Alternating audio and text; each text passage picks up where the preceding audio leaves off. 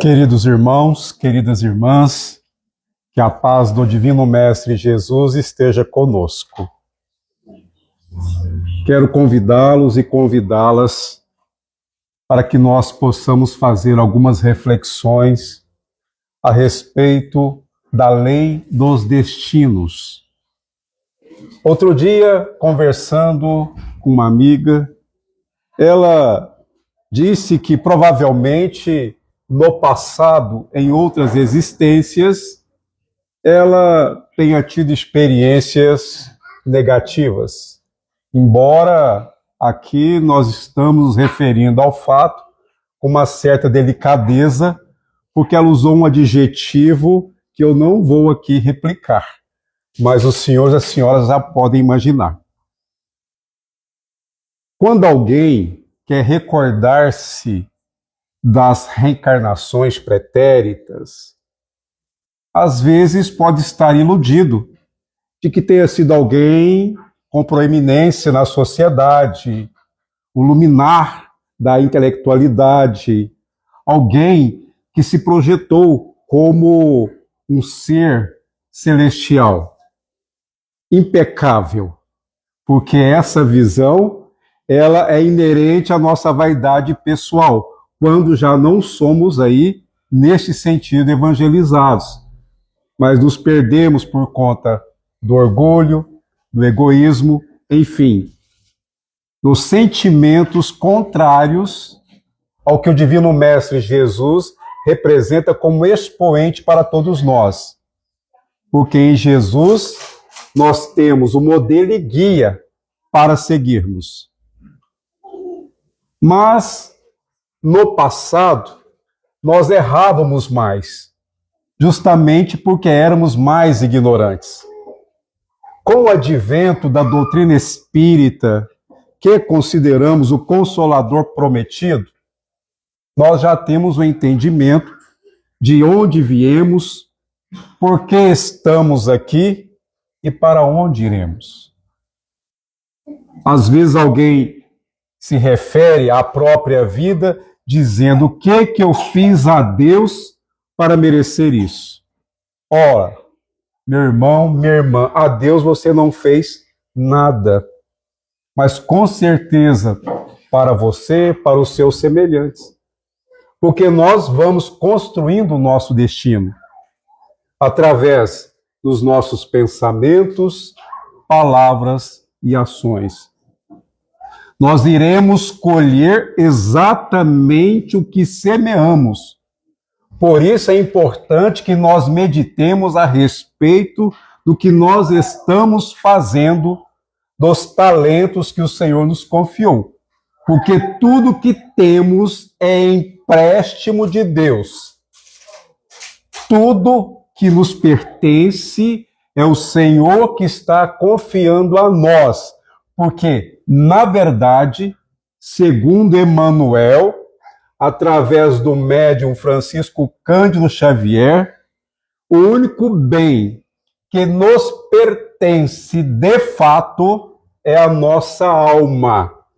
Essa é nossa. Deus deu a nós a nossa alma. Somos seres imortais. Viveremos para sempre. Ou mais, o restante, tudo que nos circunda, tudo que temos à nossa disposição, Deus nos deu temporariamente e Ele retira quando lhe aprouver. Mas não pensemos que Deus haja sem considerar a nossa idade evolutiva. Cada um de nós aqui foi criado num momento. Cada um de nós aqui tem mais ou menos reencarnações. Por exemplo, uns reencarnaram mais do que os outros. Espíritos perfeitos, estes espíritos já passaram por todas as reencarnações que nós podemos chamar de materiais. Não tem nada que nós falamos para um espírito superior, que podemos chamar de anjo, que ele já não saiba. Ou alguém que acha que Jesus se surpreende com aquilo que acontece conosco? É óbvio que não. Ele é um ser perfeito. Ele tem a visão do infinito. Mas nós, por conta da miopia, em virtude das sombras que trazemos em nós, não conseguimos ver muito além. Por isso que ele, o amado Mestre Jesus, nos trouxe da parte de Deus o código divino do universo, que é o Evangelho. Quando nós falamos que depende de nós o nosso destino, nós não nos recordamos dos compromissos que nós assumimos no plano espiritual antes da nossa reencarnação. Então vejamos. Uma pessoa apresenta-se saudável até certa idade. Digamos, um fato verídico, não vou citar os nomes nem os locais. A pessoa estava com 62 anos de idade. Começou a apresentar-se com uma dificuldade na fala. Fez diversos exames, os mais sofisticados à época, e detectou-se uma doença degenerativa. Conclusão da história: este homem, uma pessoa muito inteligente, trabalhadora, de tal forma a enfermidade foi se agravando que ficou 11 anos numa cama, movendo apenas os olhos. Olhava para uma tela de computador e, através do seu olhar, ia construindo as palavras e frases. E até então era uma pessoa fisicamente e mentalmente saudável. E aí nós nos perguntamos por quê? Porque alguém fica num estado comatoso, dormindo por décadas. Então nós não sabemos como ainda pessoas muito inteligentes, laboriosas, hoje estão sofrendo de Alzheimer. Por sinal, muitos com títulos acadêmicos, honoríficos, doutores, pós-doutores, trazendo a mente comprometida por conta de uma patologia que até então não se descobriu a cura.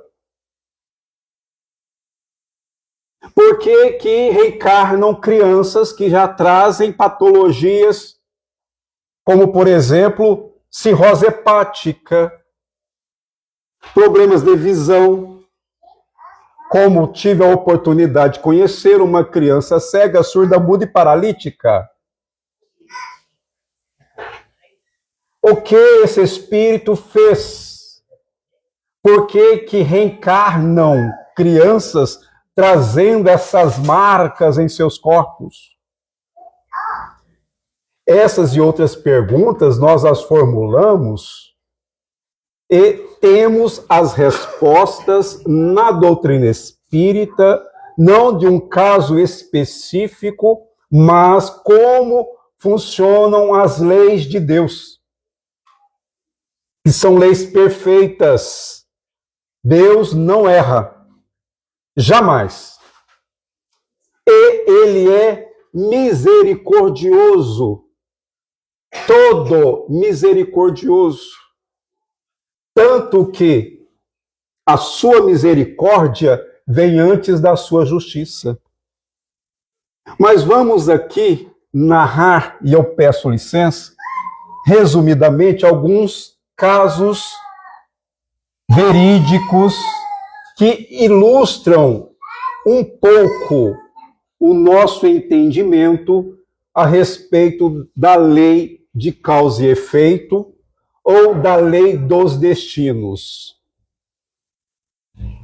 Na Espanha, no século XIX, viveu uma médium extraordinária que deu uma contribuição significativa ao espiritismo na época. Amália Domingo Soler. E ela publicou uma obra chamada Reencarnação e Vida. E neste livro, ela tem muitos relatos que elucidam questões espirituais que intrigavam os seus correspondentes, as pessoas que lhe escreviam. E aí nós, às vezes, nos deparamos com notícias que nos deixam até perplexos, como, por exemplo, um acidente. Alguém jovem sofre um acidente automobilístico ou de motocicleta, um acidente doméstico e desencarna. Às vezes a pessoa estava no auge da vida, estava muito bem, feliz, realizada e tem um acidente. Uma mãe escreveu para a senhora Amália, e contou-lhe que ela tinha uma filha chamada Heloísa. E sua filha foi escolhida para ser a rainha de festejos populares lá na Espanha. Acontece que Heloísa estava muito feliz. E ela colocou a sua melhor roupa, colocou as suas melhores joias, enfeitou-se, usou relíquias religiosas, e a sua mãe ficou até um tanto quanto preocupada, porque ela perguntou-lhe: eu nunca vi preparar-se assim para ir ao teatro, ao cassino, mas mamãe, e ela disse que seria rainha daquelas festas. Então, como eu estou falando do século XIX, elas ocuparam uma charrete e foram até uma localidade próxima para fazer algumas compras. E no caminho, elas chegaram próximo a uma encruzilhada de uma estrada com uma linha férrea. Estava chovendo muito. Então, essa senhora, ao perceber que o trem estava aproximando-se, ela falou para o cocheiro: pare. Mas Heloísa disse: não, mamãe, não, mamãe. E naquele momento, o trem colidiu-se com a charrete. E Heloísa desencarnou imediatamente. Sobreviveram a mãe e o cocheiro. Então ela ficou tão intrigada, porque sua filha estava tão feliz, ela queria saber dos espíritos por que que ela desencarnou daquela forma. Não era justo. E aí vai um adendo. Não é pertinente, não é normal quando a mãe faz essa pergunta, por quê? Sim, claro.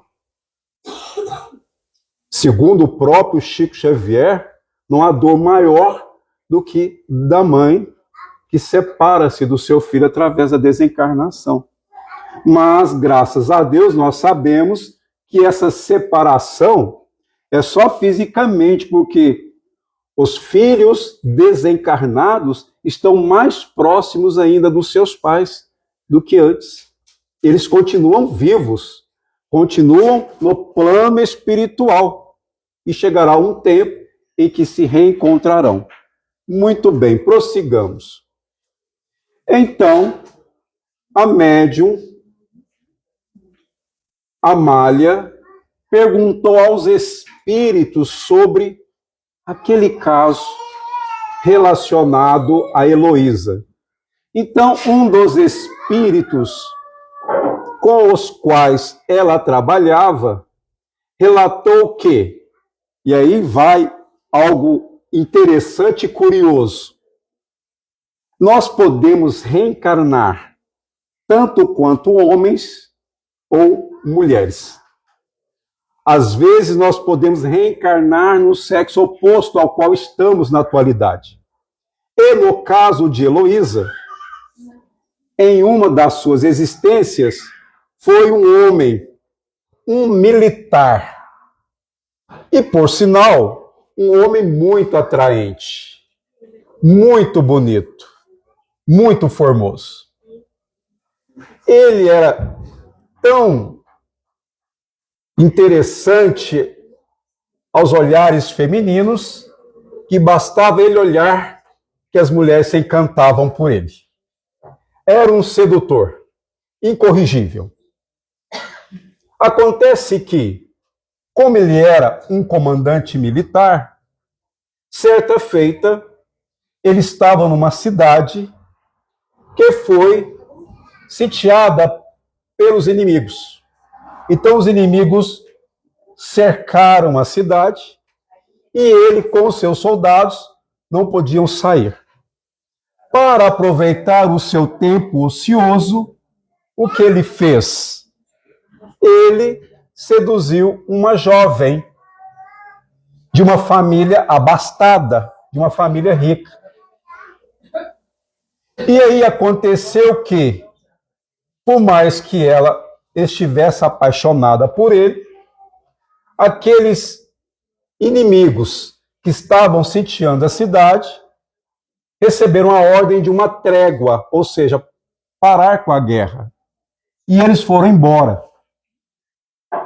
Este militar galanteador aproveitou a oportunidade e disse para aquela mulher que se apaixonara por ele que ele tem boas lembranças dela, mas ele até dispensou um tempo a ela que nunca havia dispensado a outras, mas que era uma ave sem pouso e queria ir embora.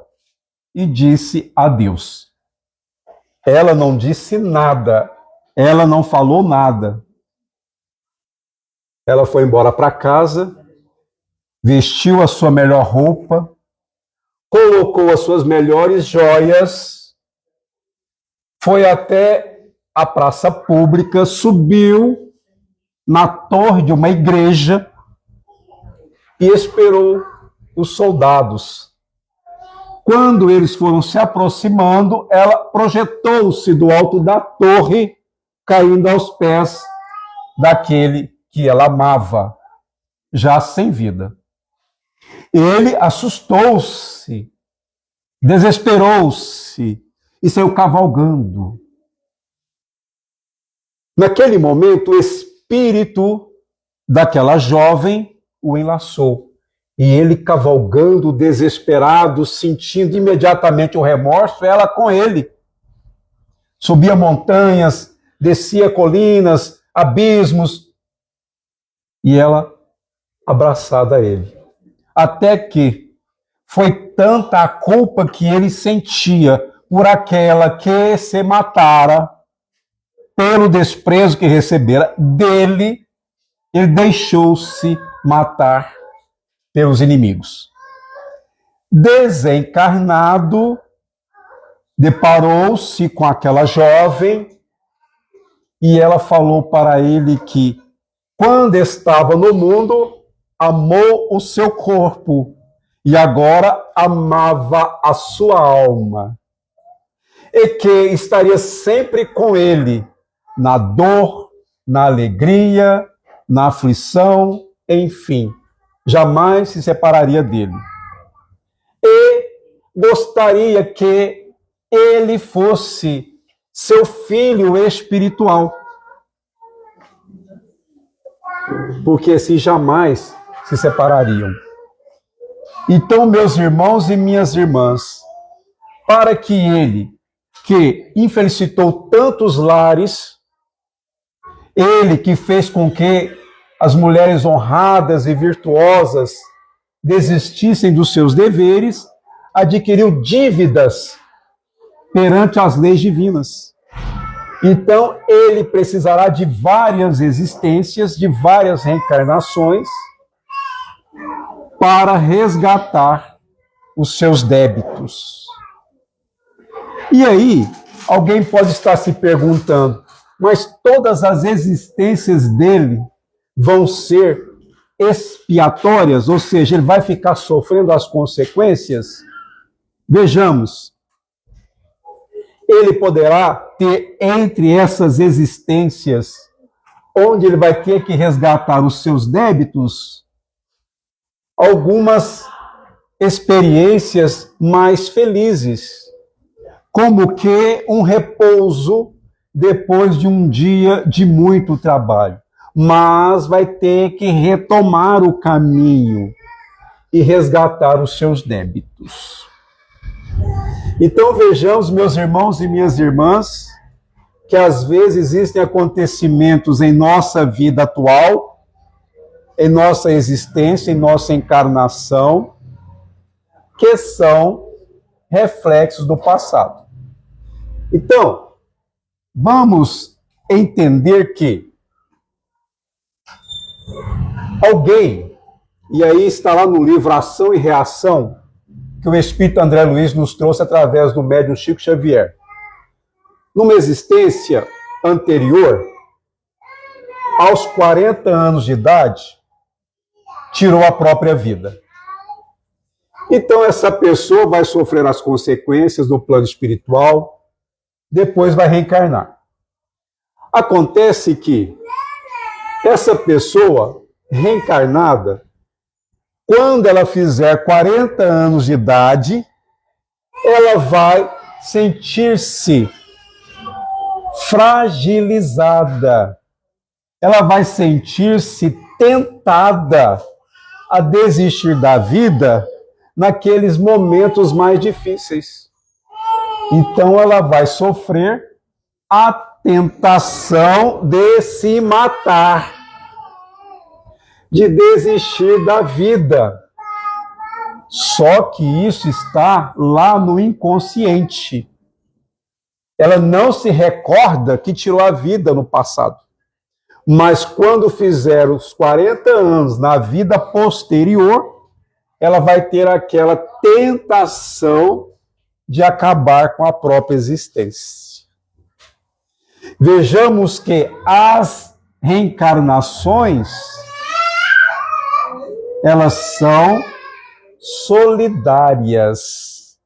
As reencarnações, elas têm os seus vínculos. Mas avancemos em mais alguns quadros para que nós possamos ampliar a nossa compreensão a respeito da lei dos destinos. Mendigos profissionais. O que são mendigos profissionais? Mendigos profissionais são aqueles que fazem da mendicância uma profissão. E lá, na Espanha, 2 mendigos foram recolhidos e levados para uma instituição que os abrigava. E o interessante é que eles tinham uma pequena fortuna guardada. Ou seja, eles pediam esmola, mas tinham recursos guardados, escondidos. Então o tormento desses 2 mendigos era pedir, continuar na condição de necessitados, mas guardando recursos amoedados. Então, esse fato foi tão intrigante e interessante que quem relatou queria saber dos espíritos por quê. Então, os espíritos, oportunamente, aqui vai também uma explicação muito interessante, é que, segundo Chico Xavier, o telefone não toca daqui para lá, mas sim de lá para cá. Ou seja, eu quero uma mensagem dos espíritos, não é assim que acontece. Tem pessoas que esperam mensagens dos familiares desencarnados a vida inteira e não recebem essas mensagens, mas às vezes estão reencontrando com esses familiares através do sono. A vida toda, só que não se recorda. Mas, como eu disse, não há separação de fato. Há um intervalo, uma certa distância, e dependendo do caso, esses desencarnados e encarnados permanecem ali próximos por um tempo considerável. Então, um espírito contou o seguinte: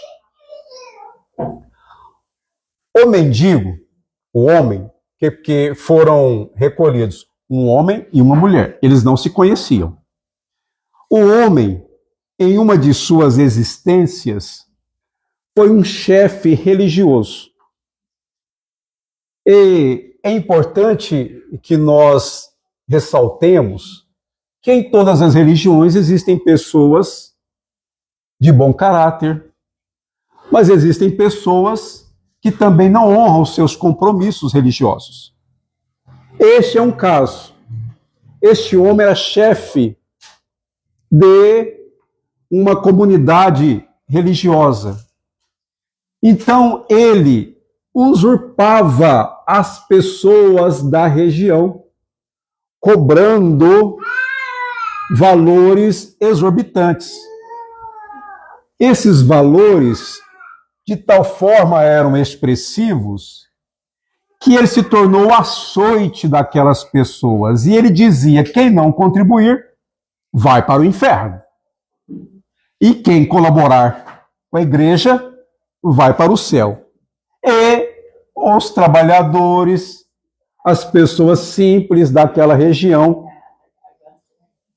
com medo do inferno, querendo ir para o céu, pagavam seus tributos para aquele prior, o chefe religioso. Ele desencarnou. E, desencarnado, chegou no plano espiritual sem bem algum, em trevas, sofrendo as consequências na consciência do mal que fizera.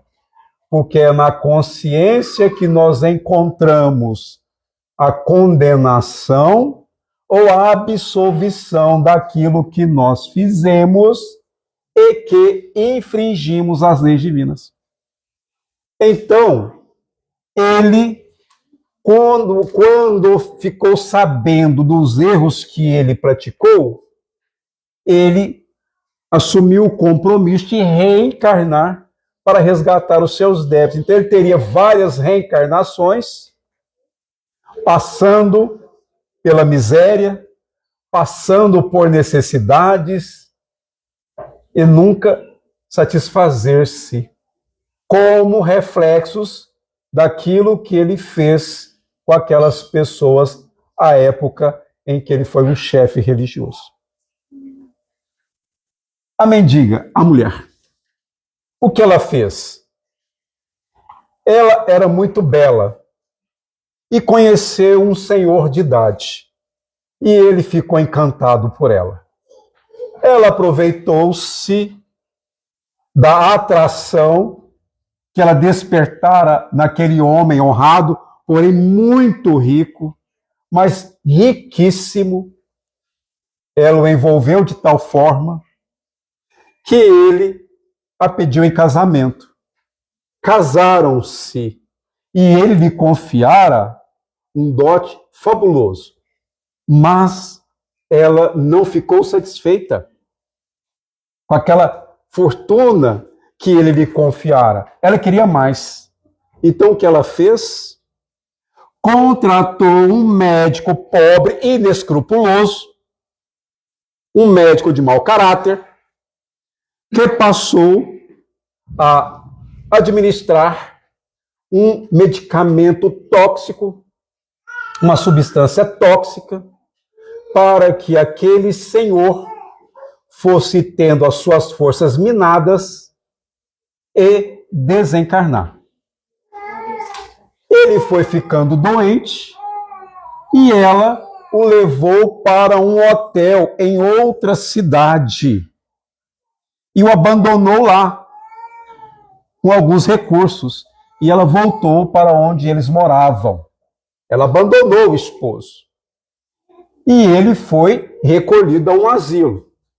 Acontece que os familiares do seu esposo descobriram a trama e tomaram dela tudo aquilo que ela se apossara indebitamente do seu marido desvalido. Então, no plano espiritual, ela entendeu a extensão dos seus erros e teria que reencarnar, sempre necessitada de dinheiro, de poder, enfim, daquilo que satisfazia aos seus interesses mais profundos. Essa frustração de não ter, de ter e não ter, servia para que ela fosse pacificando a sua consciência. Vai chegar o fim? Sim, tanto para ela quanto para aquele outro que também estava fazendo da mendicância uma profissão. Vejamos, meus irmãos e minhas irmãs, que nós encontramos, conforme consta no Evangelho segundo o Espiritismo, causas atuais das aflições e causas anteriores às aflições. Há poucos dias alguém disse-me, eu não sei do meu futuro, eu não sei o dia de amanhã. E eu falei, mas eu também não. Quem é que sabe o que está reservado para ele e para ela no próximo dia? Nós não sabemos. Nós não sabemos o que nos aguarda. Porque nós iremos sofrer os efeitos de tudo aquilo que nós já fizemos. Precisamos tomar muito cuidado com o que nós pensamos, com o que nós falamos, com o que nós fazemos, porque vão vir os resultados. Um outro exemplo. Quem gosta de ficar observando os defeitos dos outros, cuidado. Vai se apresentar da mesma forma. Não vai demorar muito tempo. Então, quem gosta de ficar apontando o dedo para os outros, mas a fulana fala demais. Mas o Beltrano é desonesto. Mas o cicrano é isso, é aquilo. A pessoa que fica detendo-se nas imperfeições das outras, ela vai internalizando. Ou seja, ela vai aprendendo a ser daquela forma. Então, se nós achamos que todo mundo é desonesto, em breve a sua desonestidade estará estampada na sua face e todo mundo vai falar, ih, ó, o desonesto aí, ó, a desonesta aí. Olha lá o fofoqueiro, olha lá a fofoqueira. Olha que interessante. Se alguém duvida, eu sugiro não fazer o teste. Não façam o teste, porque eu já pude confirmar isso com outras pessoas que eu adverti, não fale isso, não faça aquilo. A pessoa fez e aconteceu, falando, nossa, eu estou igualzinho a fulano. Eu falei, eu não disse? O pior é quando falar assim, eu não te avisei? Falta de humildade, não vamos fazer isso. Mas eu estou avisando.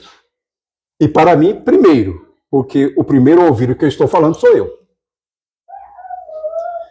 Então, se alguém acha que aquilo que está fazendo não temos testemunhas, achamos que estamos fazendo as coisas às escondidas, engano. Como dizia o apóstolo Paulo, estamos cercados por uma nuvem de testemunhas. Mais uma história para finalizar. E aqui, evidentemente, nesse estudo singelo, são apenas algumas sugestões de estudos para que nós possamos pensar um pouco mais a respeito dos nossos destinos. No porto, o navio estava descarregando trigo. Então, eles derramavam o trigo a granel num depósito que era cercado pelas sacarias. Nas escadas do porto estavam sentadas nos degraus a mãe e a filha. Próximo a elas estava um jovem de pé, aquecendo-se ao sol, porque estava frio aquele dia. E não imaginavam a tragédia que estava para acontecer. Porque em um determinado momento, aquela parede de Zacarias rompeu, e o trigo a granel, como uma avalanche, derramou sobre as duas mulheres. Com a gritaria dos trabalhadores próximos, eles pegaram pás, correram, tentando salvar aquelas mulheres.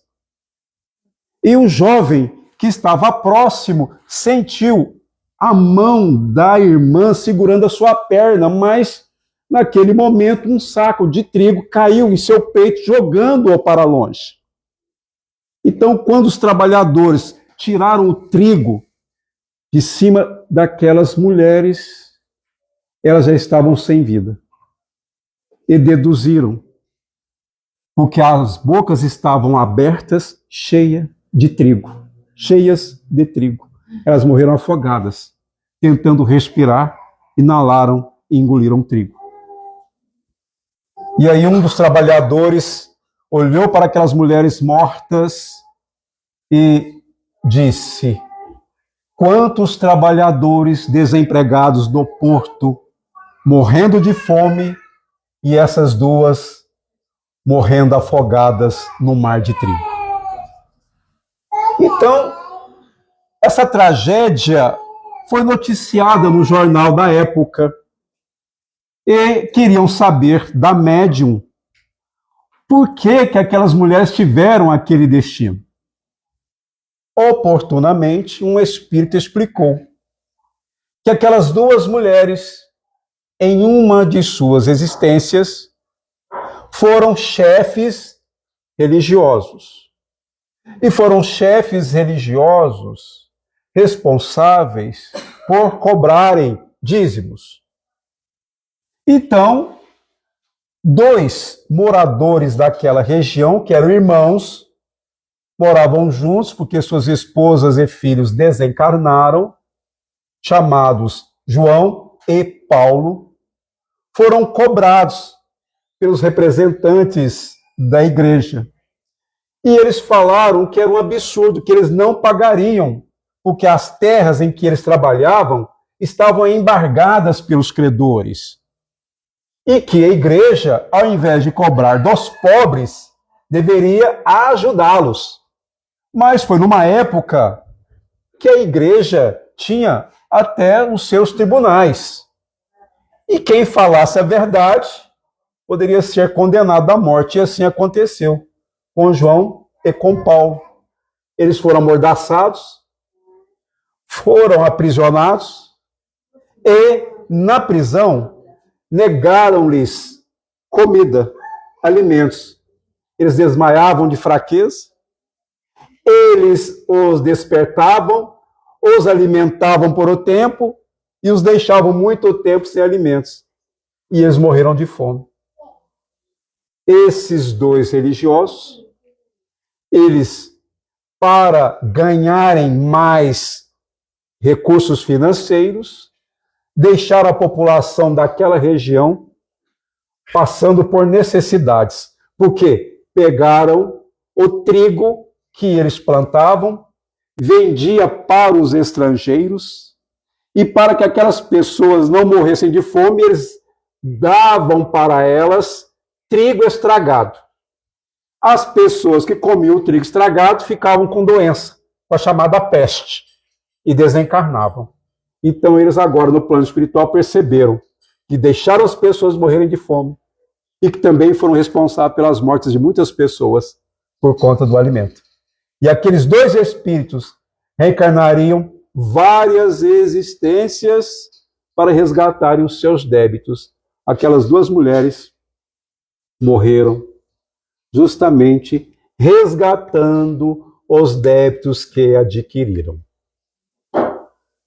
E alguém pode até pensar e perguntar, mas não é possível Será que antes da existência, antes da reencarnação, o espírito sabia do que lhe esperava? Ele escolheu aquelas provas? Sim, nós escolhemos as nossas provas.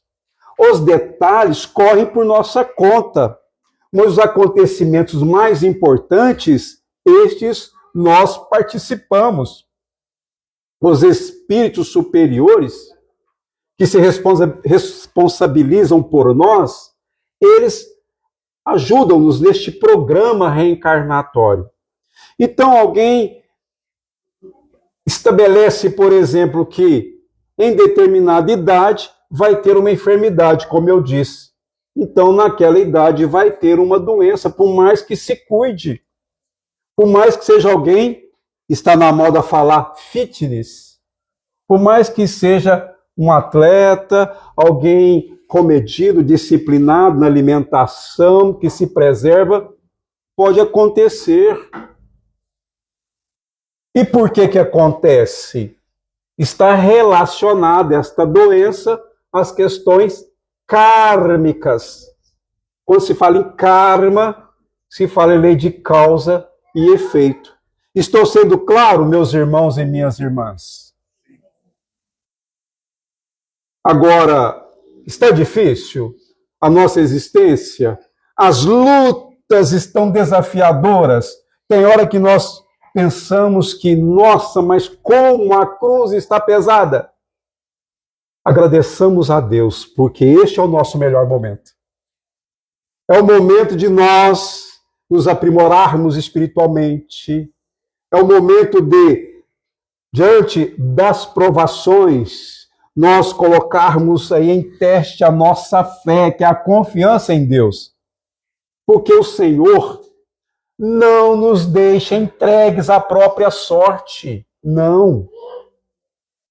Nós não estamos entregues às aflições como quem não tivesse um Pai todo misericordioso, que só quer que nós sejamos felizes, mas essa felicidade é construída por nós através do nosso livre-arbítrio. E quanto mais evoluímos, mais amplia a nossa liberdade de ação. Mais conscientes, maiores as responsabilidades. Para aquele que não sabe para onde vai, dizem, qualquer caminho serve, não para nós que já temos as nossas consciências iluminadas pelo Evangelho de Jesus e pelos postulados espíritas. Somos espíritos criados para a felicidade eterna. E aqui só lembrando, já finalizando, que pedagogicamente o professor Allan Kardec ele classificou os mundos em 5 categorias. Mundos primitivos, mundos de provas e expiações, mundos regenerados, mundos felizes, mundos divinos ou celestes. O nosso planeta Terra está na 2ª categoria. Segunda, o mundo de provas e expiações. Nós ainda temos uma caminhada longa.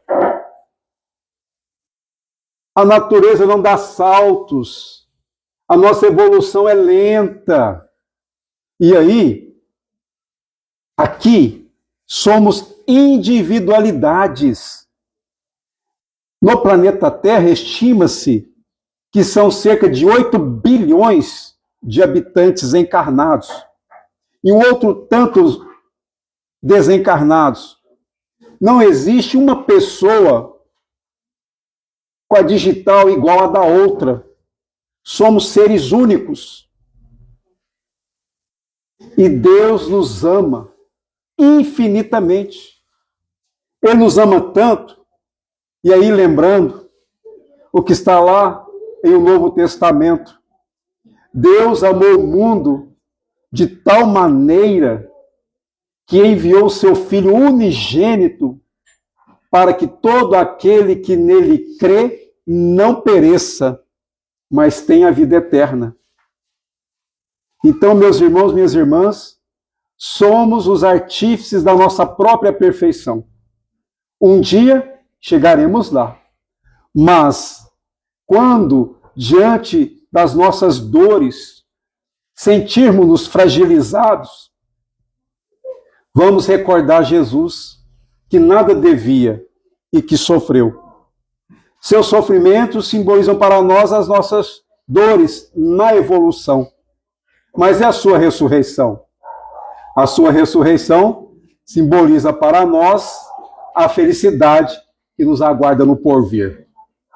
Gratidão, meus irmãos, gratidão, minhas irmãs, que Jesus nos abençoe, nos ampare, nos ilumine e que nós um dia possamos repetir com o apóstolo Paulo: já não sou eu quem vive, mas é o Cristo que vive em mim. Que o Senhor nos abençoe a todos.